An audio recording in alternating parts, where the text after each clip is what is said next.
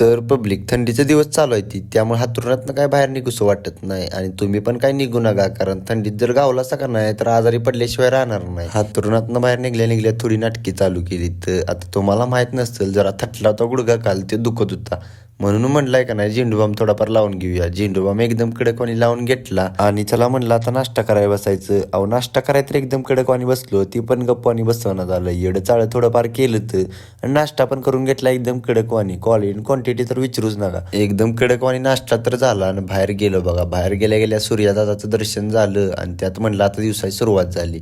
दुकानात गेलो बघा. दुकानातनं आपल्याला तेलाची बाटली घ्यायची होती ती घेतली एकदम कडकवाणी आणि चला म्हणलं आता रूमवर गेलो तिथं पण काय बसवणं झालं. थंडीचे दिवस चालू आहे ती त्यामुळे म्हणलं चला आता उन्हाला जाऊन उभं राहायचं. एकदम कडकवाणी उभं राहिलो. तिथनं भावाला म्हणलं चल जरा सॉक्स आणायला जायचंय. एकदम कडकवाणी गेलो सॉक्सची खरेदी केली आणि मागे येता येता सफरचंदवाला मामा दिसलं.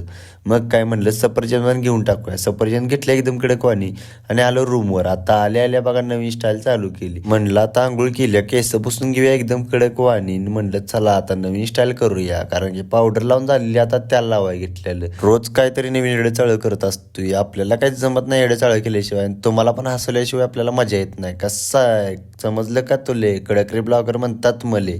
एकदम कडकवाणी एंट्री मारली म्हणलं चला आता कामावर जायचं.